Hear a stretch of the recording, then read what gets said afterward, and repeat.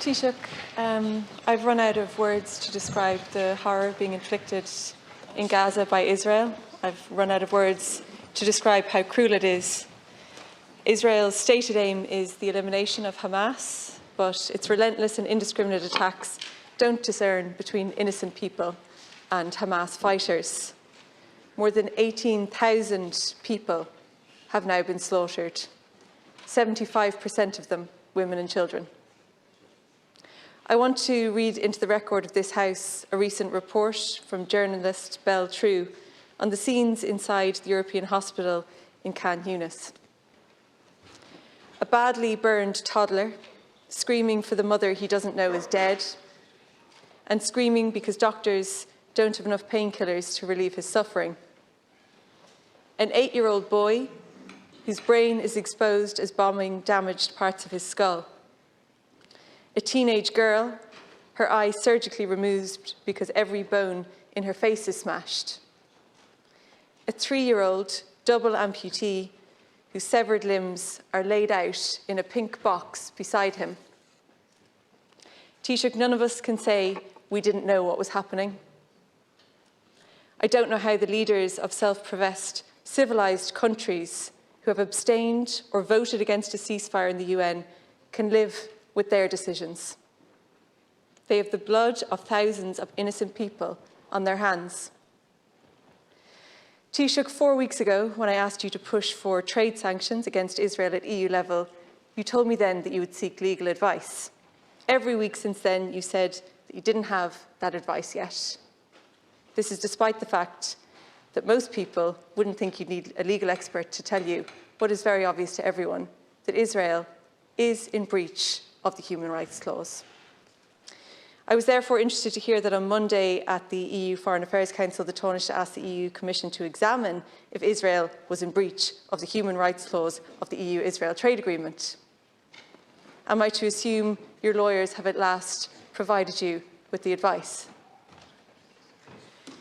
Taoiseach, the letter to the EU Council President that you co-signed with the Prime Minister of Belgium, Malta and Spain calls for the EU to act and states that its credibility is now at stake. I'm genuinely glad to see you take that stance. However, I regret to inform you that the credibility of the EU on this is long gone, as is its moral authority. Taoiseach, can you clarify if you've received the legal advice you promised to get 4 weeks ago? And is it now the position of the Irish Government that multilateral trade sanctions at EU level should be imposed on Israel? Thank you, Deputy Kearns. Taoiseach, please. Thanks very much, Deputy. The current situation in Gaza is intolerable. It's unacceptable to us. Over 18,000 people killed so far, many of them children. The majority of the population of Gaza, about 2 million people displaced. The death toll is shocking, and the relentless bombings and killing of innocent civilians must end. That's why I'll be making the case, and will continue to make the case in Brussels and elsewhere, for an immediate and lasting ceasefire, so the humanitarian aid can get into Gaza, so that hostages can be released, so that people who want to leave, citizens of third countries, are able to do so. And I'll continue to make the case that Europe needs to change its position in relation to Israel and Palestine, to be less passive and to push and demand for a two-state solution in the way that we haven't done in the past. And I'll be making that case strongly with colleagues on Thursday and Friday. In relation to trade matters, the political and legal advice is clear, Deputy, that trade is an exclusive competence of the European Union, and decisions made in relation to trade and sanctions can only be made on the basis of consensus or unanimity. So long as there is even one or even two EU countries that don't want to impose trade sanctions, it's not open to us to do so. And that is the clear political fact for anyone who reads the treaties, and also the legal advice for anyone who wishes to interrogate it. In terms of the UN vote yesterday, I do believe it is significant, and we welcome it. Nearly 200 countries in the world, over 150 voting for a ceasefire yesterday in New York. Only 10 countries now siding with Israel. And what we're seeing unfolding in Gaza is an absolute disaster for the Palestinian people, and they are experiencing such terrible suffering. And I don't mean the Hamas terrorists, I mean the civilians, and the majority of people being killed are civilians, and the majority of them are women and children. I also think it's a disaster for Israel because this will not bring them security. It won't bring them peace. And they are very quickly losing support and sympathy all around the world. Even their closest ally, the United States, I believe, is beginning to have second thoughts about what they're seeing unfolding in Gaza. And that is a strategic disaster for Israel, in my view. They're making a huge mistake. It's not just about the humanitarian suffering that's being imposed on people in Palestine. What the Israeli government is doing is jeopardising the long-term and medium-term security of the Israeli people. Deputy Kearns. Taoiseach, week after week, when I ask you these questions, you over and over again explain to me what multilateral sanctions are and why they're the only effective form of sanction. For a month now, I've been calling for those sanctions. EU sanctions are multilateral ones. So there's no need for you to come in every single week to try to explain to me over and over again what they are. That is what I'm calling for. Not only is it somewhat patronising, it's also a waste of time.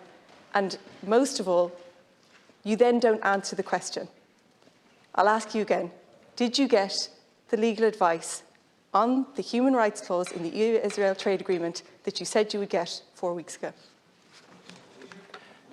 Thanks, Deputy. The answer is yes. The legal advice is that trade is an EU competence, that suspending the EU-Israel Association Agreement and imposing any form of trade sanctions can only be done on a Europe-wide basis, and that requires consensus or unanimity, all 27 member states.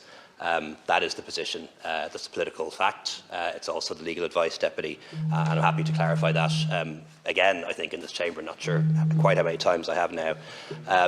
We do believe that the time has come for sanctions to be taken with regards to activities, particularly in the West Bank. The Taoiseach has been liaising with a number of other member states in regard to this. One thing we want to do, and work is being done on this, is to impose restrictions and travel bans, particularly on Israeli settlers, those who are causing huge difficulty for Palestinian population in the West Bank. Deputy, again, trade sanctions, EU competence, EU treaties, the law, unanimity. That's the only way it can be done. Are you calling? Deputy, please. We don't need commentary. We don't. Sorry, Deputy Smith, you're out of order.